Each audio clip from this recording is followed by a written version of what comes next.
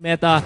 Now we're gonna see Cignal Ultra Warriors versus Bren Epro. Before we head into the draft, Leo, I wanna talk about the players we'll be playing. Disanya Flap, Imba DJ, Eson and Tets. While for Bren, no Doc Ribo and Coco as we have Reflesha, Kiel VJ right now, JP Greed and Rencio. I love how they're putting in these new players right here. Game 1, they have all of the confidence in the world that they are going to start this with a bang. Siyempre, Greed papasok ngayon para sa Epro. And as well, Imba DJ for the Warriors. It's Cignal Ultra in the play. They are in the driver's seat. Epro gonna be answering back. Selena banned out as well as Lolita. And on the other side naman, here we see a new face in the band section of the Nationals. It's Farsa in Farsa.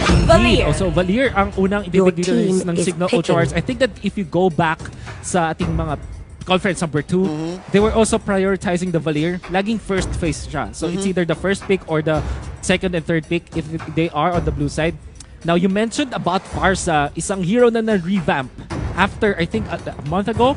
Oh, I think it was December back then, or I might be mistaken. But there was a time na hindi siya kasi parang pwede sa mga tournaments because she was revamped. Bruno. Right now, teams are actually looking at Farsa as one of the strongest mages out there. Yep, and I think this is because of, as you mentioned, her revamp, her retooling, her rework, which now gives her a stun. A stun, which...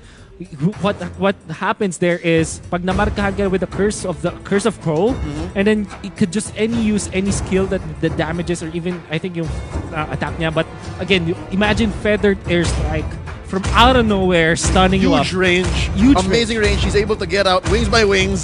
It's that combination kasi of CC, mobility, and damage output that makes Farsa such a threat. And even here is right to ban her out first. Let's look at their pick. Ang sagot nila dun sa Valir, it's the Bruno and the Kufra. Wolf, they're very lucky to get the Kufra out. Oh yeah, the Kufra is a Reflesha classic, the championship Kufra. The moment, the Game 4 moment. The Game 4 moment. We all know what that is. You know what that is. Ngayon, Bruno, siguro nagtataka dito yung mga viewers natin, why is Bruno first pick? This pick let us lose sa mga Southeast Asian games natin na Pilipinas, and it's not the best. But why is it picked right now? Well, technically speaking, Bruno is one of the top tier marksmen out there. Lalo na pag nakakita kayo ng mga ranked matches ngayon ng mga pros in a very high mythic glory tier.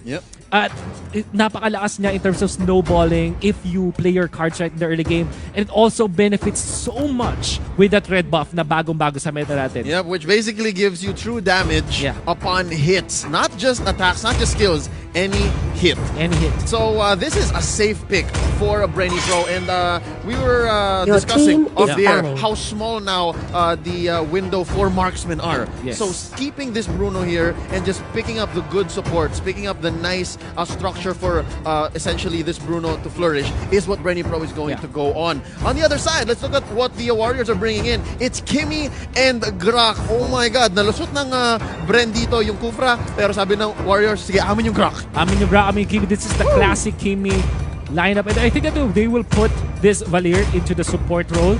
And imagine because they already have the Grak. Imagine this damage from long distance by Cignal Ultra Warriors. This is a classic lane banned by Bren Epro. I thought that they might use it, but because Valir is good versus Kimmy and Valir.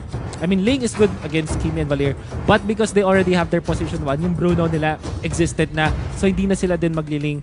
I wanna talk about this 3-star real quick kasi I think it's good laban sa isang Kimmy, but not necessarily against Valir, which is based on your HP. So let's see. I think this Gord is gonna be a core for Bren Epro.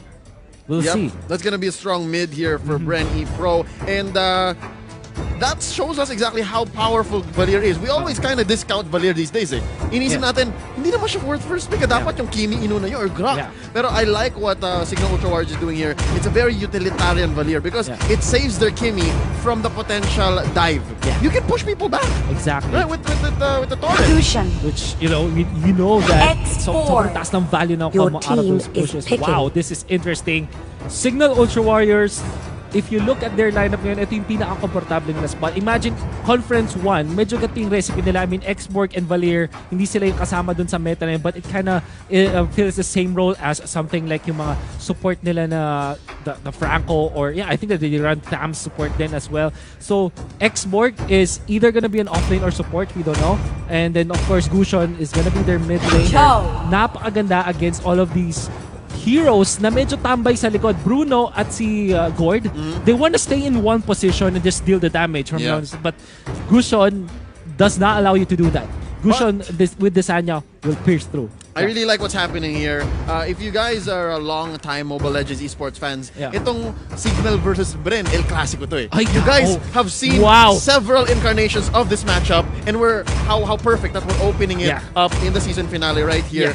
And I just gotta bring up how each pick, especially in the later phase of this draft, it seems to counter each other. Diba nabanggit mo? Exactly. Na ang sarap pasukin nung likod, ang sarap pasukin nung Gord, ang sarap pasukin nung Bruno. But they picked up the choke, which basically stops the Xborg. You just wave the dragon that last insanity out. Wala na. It's such a good chess match. Itong nangyari draft natin dito.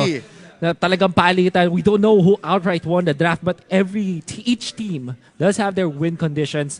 Medyo, I hate myself na hindi ko naalala na El Clasico nga pala to. This is indeed El Clasico. Siguro may mga ibang players na dyan, but this is still Bren Epro versus Cignal Ultra Warriors. And we'll see now kung ano magiging resulta. I think, now since Flap is gonna be the marksman, Eson the offlaner. Wow. What a switch up here. What a switch up indeed. Real hot. It starts up in mid. Ladies and gentlemen, welcome to Game 1 in a best of 3. It's the lower bracket elimination game in the season finale between the Warriors and Epro. Pakilala natin ang ating mga team. We have Cignal Ultra Warriors, Desanya on that Gush, on the classic Flap on this Kimi, Imba, a DJ, the new player. Now the Valier Eson on this Xborg, and Tets with the Grok.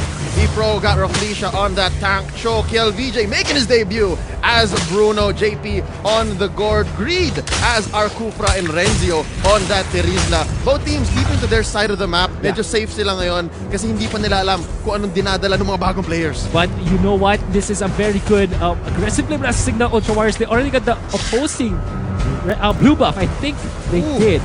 No, they actually tried to invade it pero hindi napunta sa kanila. Renzio not looking good here. 3-man coalition from the Warriors. Body of Smith working well for our offlane here. Kahit nagsosolo dito si Renzio, he's doing his best. And that was a failed rotation for the side of the Warriors. Lot of weight now on top for Epro. I wanna see this time Eson medyo pinupuntaan ko ng pinag-government. Their first blood from somewhere else. Ooh, nabawi! Napakagandang mirror move lang Cignal Ultra Warriors, and that there is without the flicker anymore. Dice onto the top lane though. Eson can be pummeled by 3 members of Bren Epro and will die. They're trading off laner there, but Wolf, it seems like the Warriors have their conversion rate on point down.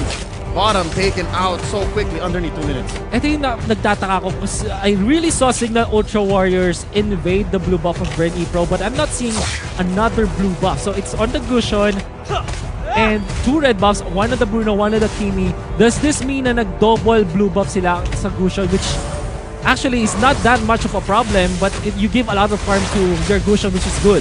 That's here, taking so much damage. JP taking him out. That was the bush of death. At sabi ng Epro, bawi tayo. Let's take that top tower. 20 seconds in, and I think that's the story of this game already. We're seeing it called, but our players seem to be maybe 2 steps ahead of us. Yeah, they are. Now the stun onto Flap, but Flap able to run away. They have to be careful of Greed here. Ito na, kumakasa na nga.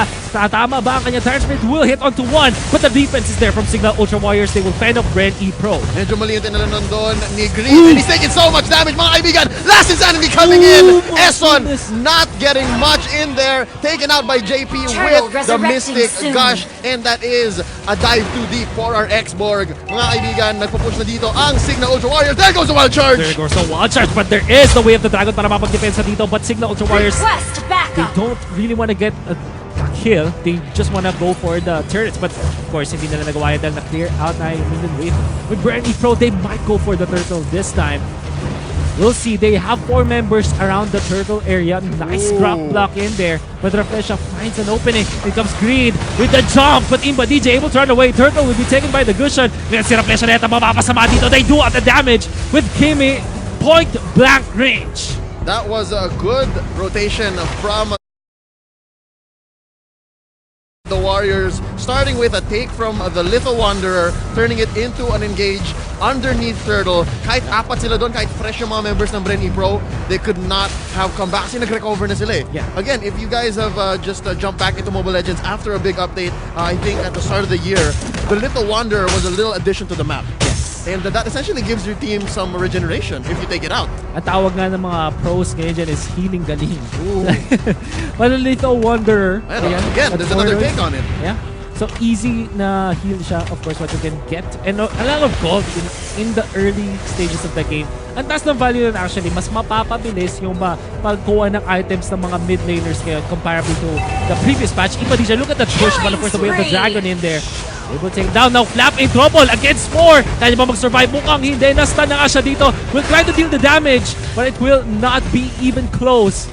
As Bren Epro snatches 2 kills. Rafflesia using Brave Smite there to his advantage, healing up as he moves out. Here we go, engaging once more onto Tets. There's another gush by JP, but Tets is going to survive. Eson jumping in with the last insanity, taking out Kiel VJ, and there's an off-cam kill onto Greed. Ladies and gentlemen, wow. Fights on both ends, mid and bottom. Na-depensahan yung bot, pero yung top, yung mid, makukuha na. And here's another fight. Here's another fight. Indeed, Disanya being caught, but of course the lifesteal in their spell bomb. And a pato, Disanya survives with a sliver of health. And they get 2. The stun connects onto 1. Pero dito yung Teresa with the penalty zone. Mystic Projectile in there with the gush. Not even close para sa ating Gord, but they do run away. Cignal Ultra Warriors, however, gets away with life soon on this Gushan. Bloodlust axe being picked up now by Eson. He's able to engage a little more and for much longer. And here's a potential Turtle take. I love what Desanya's been doing with his retribution. Napaka-on point ng pagkuha niya, especially with the first Turtle of the game. Yeah. And here's another potential engage. Epro gonna be cleaning up mid first. Wolf, mukhang nagbabawian sila dito, but it seems like Epro is on the back foot. Yeah. Well, Bren Epro on the back foot, but in terms of economy, they're not. This is probably because ang ganda ng pagka-funnel nila ng kanilang resources. I mean, uber rich itong ating Bruno, but the others aren't that much. Turtle, of course, the retribution in their green, far too late. They come with Disanya this time. Napakaganda ang incandescence. Isolated reflection this time. The Bruno as well. They're able to take down the carry of Bren Epro. Meron pa ba silang additional kills? They will get the Gord indeed. At pangatlo, make that 4. Cignal Ultra Warriors takes 4 kills against Bren Epro. Kasama pa yung Turtle. That's 4 for none. +1, sabi mo nga. And this is Renzo gonna be backing out. There's not much he can do here. I think this is, let's say, attributed to Desanya's Gushan. Definitely. For the longest time in Conference 2, Gushan was just shut down by the prominence of Kufra and Lolita and the like. Pero ngayon, mukhang if you put it in the right hands, it seems like Gushan here is going to be taking over. 305, he's got the Calamity Reaper. And he's been catching Kiel DJ off for a few times now. Greed catching off guard Imba DJ. Pero tama ka, this is a support player that I can get behind. Yeah, definitely. Napakaganda na kaniyang pagka-position, I guess. And always finding the right targets. I mean, na-isolate nila si Rafflesia at si Greed away from Bren Epro. And because of that, yung mga nasa backlines, which we talk about, yung peel mechanic dun sa may backlines, nagawa nga natin. Una namatay yung Bruno as well as the Cord, which you know, so much gave Cignal Ultra Warriors a lot of mileage in terms of winning that fight. Without the damage from Bren Epro, hindi nila magagawa yun, which this makes it very interesting. Maraming flicker. Actually, lahat ng Bren Epro members naka-flicker, but they still fell against Cignal Ultra Warriors. This tells us that Cignal Ultra Warriors really are on fire with their connection. Tets with that wonderful wild charge. Might get the pick up on Lorenzo, but the Mystic Projectile is there to stop that. Oh, Desanya coming in with the full combo. Not going to be enough to take out Renzo. They are going to be backing off. Down bottom, taken out. Plus this buff steal. Gutom na ang Bren Epro. They're down 3,000 gold. All of a sudden. Nag-rubber band lang yung Cignal Ultra Warriors. That's true. They opened up the 800 gold lead. Tapos after that 4 for 0 take, this is them just going into the driver's seat. But there will be a retaliation from Bren Epro up top, able to take out Eson and isang turret na kapalit ng isang Turtle. So that's 2 Oh, three. I mean, two tier 1s and one tier 2 turret taken by Bren Epro. But Cignal Ultra Warriors, they want to push this middle. Nice dodge mula kay Flap dito. With a red and a blue buff, but onto the middle. Nice one charge naman with the flicker in. Desanya, can he get a kill onto KelVJ this time? But no. Oh, KelVJ taking out Bets. Here we go. It seems like our new boy debuting is online, but he's taken out by Desanya just as we say. Greed taking so much damage from Flap here. Flap face first into the wave of the dragon. I think he purified that. He did purify. Very nice timing. Going to get away. Greed, kaya mamutumakbo. Naku po! Kamuti pa mga TV. Naman pa na maximum charge ng Eson. Flickering in forward. Want to go for Reflection with the slows. But Reflection, of course, that is a Cho. Ito na ba? Yung wraparound mula kay Flap. Wala ka na taas sa babaligiran ka na namin. Desanya as well as Flap in there. They'll get the kill. Onto the Cho. Apat na naman ang nakuha ng Cignal Ultra Warriors. Once more, Renzo here having survivor's guilt. Siya na lang ang natira. Wow. But I think he's still doing his job right. He is defending. He's staying where it's safe. If he did push in, he forced the issue. Mukhang mas lalong mababaon ang Bren Epro. Yeah. They are currently down 4,000 gold. Again, it's ever growing. Yeah. Muntik na makabawi doon si KelVJ as he was trying to penetrate up top. Pero mukhang the movements and the synchronicity of Cignal Ultra Warriors, it seems to be on point. These new players coming in, it seems to be a non-factor. Definitely not. Cignal Ultra Warriors, if anything, and when you look at them right now, they look like a team na hindi na pe-pressure at all. I think that a lot of people talked to me earlier kung sino mananalo about Cignal Ultra Warriors and Bren Epro.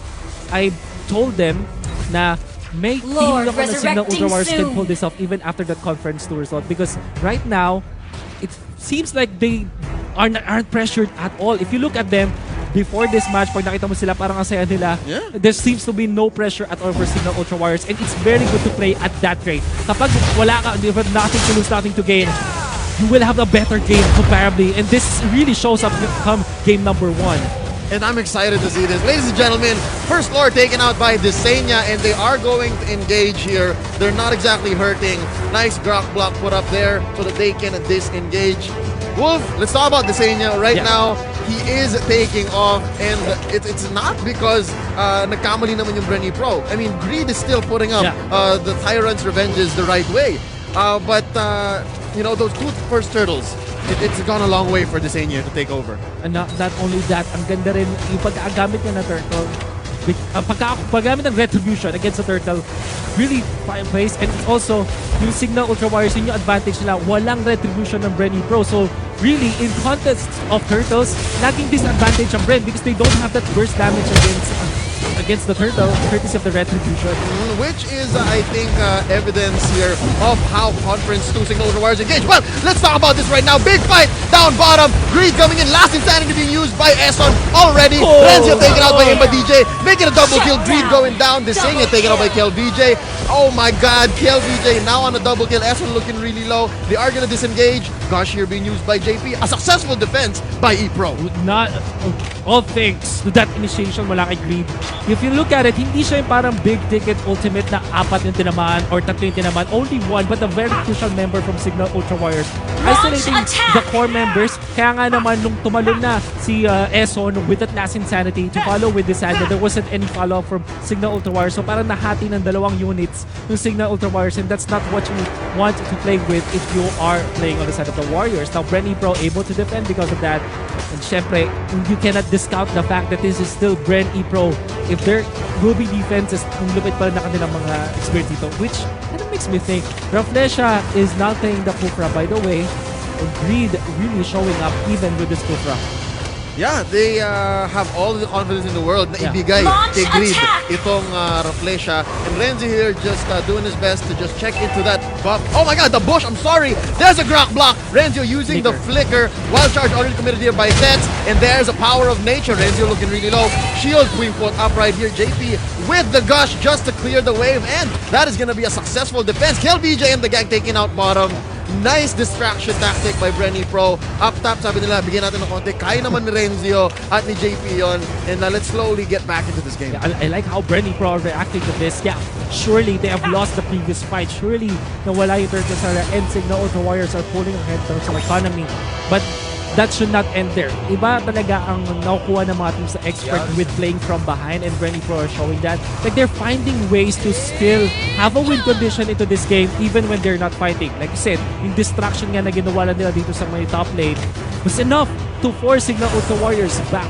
And I like the management of resources mula sa Bren Epro. Ginamit nila yung gush, yung mystic gush mula dun sa board. Instead, sa heroes, doon sa minion wave. Yep, it was very important. And here we see now an engagement from the other side. It seems like Bren Epro is going to be coming up from this northern bush, but gonna have to disengage. Hindi tama, hindi akma para sa kanilang diwa. They want to do something very specific, and as you mentioned, they want to get back into this game, and forcing fights is not the way. 14 minutes in, they are still down about 3,000 gold, 5 kills, but Raflisha getting caught out here by Tets with the power of nature. Wild Charge only used by Tets. This is going to be good for Bren. Now Tets will have to run away with the Dragon committed. They are satisfied with this kill if they do get it. Immortality being popped. Round number 2, but Renzo now with double penalty zone. Kumonek na dito sa tatlo, and this could be the comeback for Bren Epro. Last insanity use. Nobody died for Bren Epro. Just a jump in. Wala na naman sa Kufra, and they run away as well. Renzo finally falls, but at the expense of 2 members of Cignal Ultra Warriors. Can they jump in? Iba DJ flickering it forward, but only to fall down from this Mystic Gush. Oh, Kisanya jumps in forward, gets 1 kill, but will be killed in return. Bren Epro with a 5-man wipe. This might be it, ladies and gentlemen. Top is going to go down. Bren Epro is gonna make a beeline for this base. It's gonna be about 8 seconds until someone can defend. Mga kaibigan, KLVJ here is right for the taking this base. It's over, I think. Game over. 1 is going to go to Bren Epro. No! There's a shutdown, but Cignal Ultra Warriors will still bow down. And with a snap of a finger, Bren Epro are able to make it. Sinabi natin kanina, it's not over till it's over. And Bren Epro are still